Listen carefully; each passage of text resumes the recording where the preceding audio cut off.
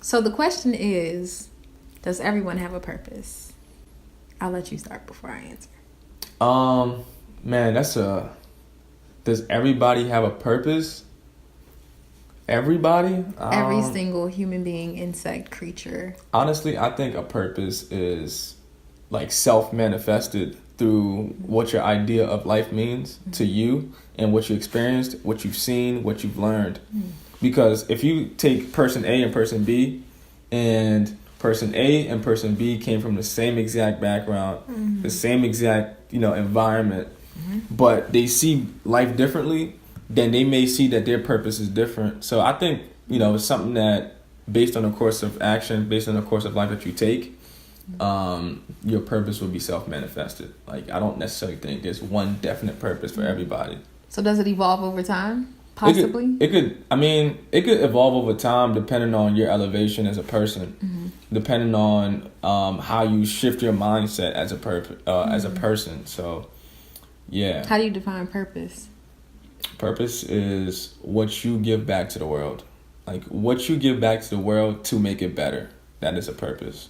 What you're good at, what your talent is, and how it attracts people, and how you use that power to make other people's life better, that's your purpose. Point blank. It's not something that you do selfishly. Okay.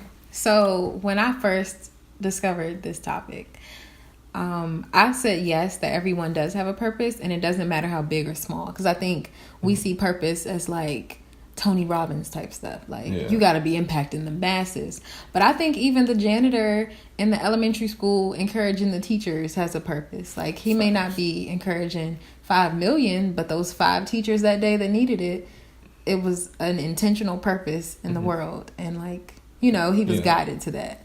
What do you think? No, I agree. To piggyback off of that, like, that janitor could inspire the teachers, just the 5 teachers, and maybe one teacher inspires millions, and it all started from the janitor. True. So, yeah, everybody's purpose, and I feel like when it comes to a purpose and mixing it in with other people's goals and perspectives and visions, just social media showing you a lot of other people's content that they're kind of doing the same thing that you're doing, and now your purpose feels a little saturated, so you don't really want to pursue that purpose. Man, honestly, focus on what you love doing. Yeah, so how do people overcome that? Because there are a million poets in the world, whether they're self-proclaimed, literary acclaimed, or whatever you want to say. Like, there are so many. So how do you even say, okay, I'm gonna still do it, even though it's a million of us? I think it really comes with, and this goes to what I was saying before, the most important thing that we could have, the most powerful thing that we could have as people is a belief.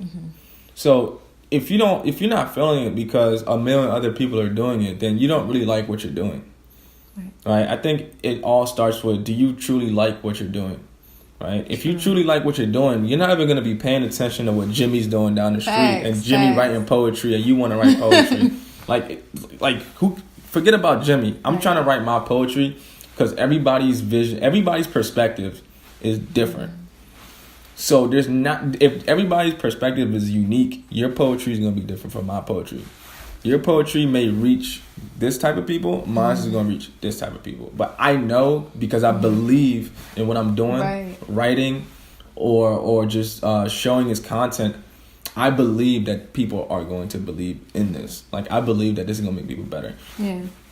So what are the consequences if you don't believe in yourself, for one? And if you never discover your purpose, like, if you just pretty much let life live you, like I said earlier. Man, that's definitely an interesting question. I always told my mom that's a form of hell itself. Like, oh wow, dying with boxes unchecked that should have been checked. That's funny because there was actually a book by an author, four regrets that the dying have. Oh, I've heard of that. I think I heard about that in the interview. Yeah, so it's interesting that they all have regrets on things that they felt like they should have done, but they didn't because they was living somebody else's perspective. That's the consequence right there, man. Like, you don't want to get to that age where it's too late to start anything, or you feel like it's too late to change, or you're so deep in your corporate job that you don't really want to pursue your own artistic vision. Like, that hurts. That itself could like kill you. It could literally kill. It could literally start depression. Like that in itself could make you depressed. Right. Having that regret on your shoulder. Oh my goodness, that's right. Nothing feels worse than that. So I have another question. So going back to what you said about positive pressure, when people invest like all the good qualities into you.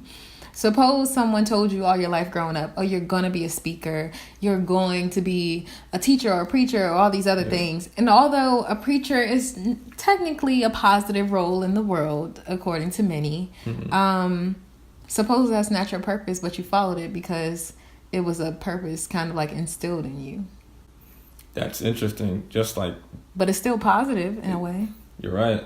You're definitely right. I feel like when it comes to that, man, there's a lot of adolescents out here that's being influenced by exactly what you just said, whether it's parents or teachers. Oh, like, get a good secure job doing this. Or, oh, you should pursue pharmacy. Or you should be a nurse. You should be a lawyer. It comes with status. It comes with money. And it comes with just being well established, right? So those images, of course, if I'm a parent, I want my kid to have the best possible chance of success. How I'm going to do that?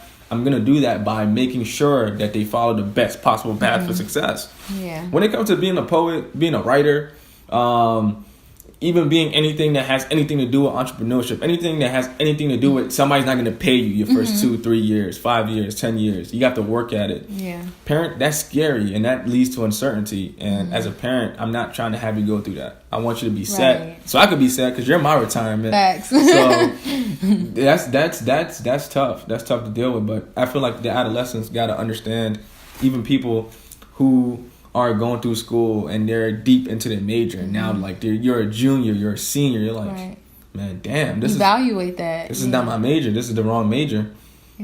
We have to, there's a fine line between, am I listening to what people are telling me to do just to listen to what people are telling me just to listen, or am I really following my own footsteps, right? Because you can take an advice without necessarily taking it.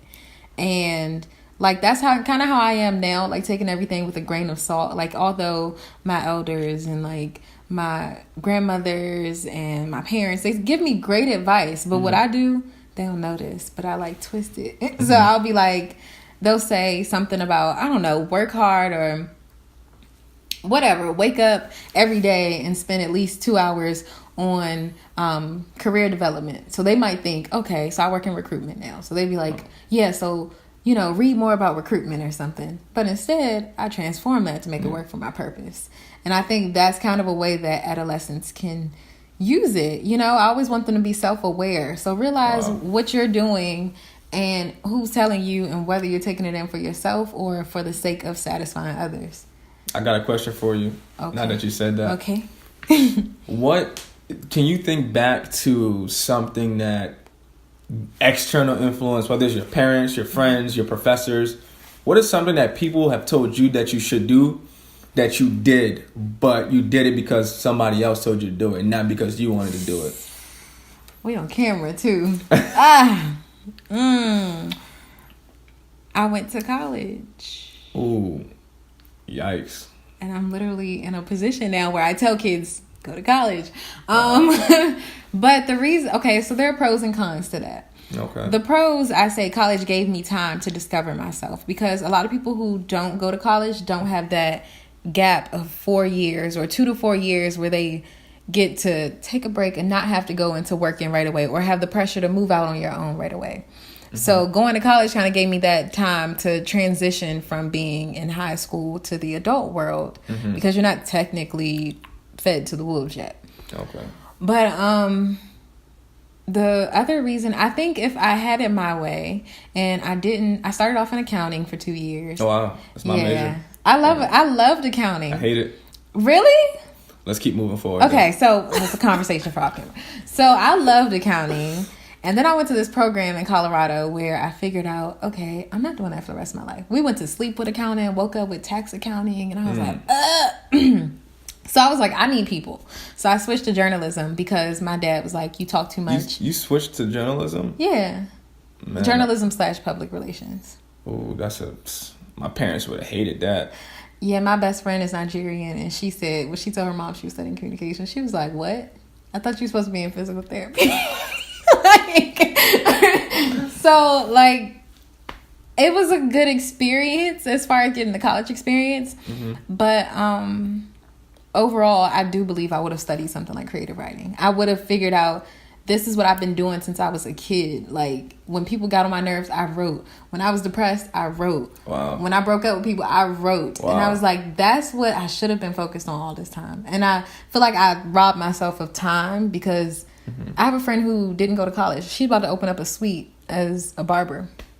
And it's like, she doesn't have the student loan debt. She figured out her passion and she's doing it. And I love it. Low key, I'm like, that's what I should have been doing with writing. But it's just taking my journey for what it is and understanding where I was and where I am now. I could relate all too well.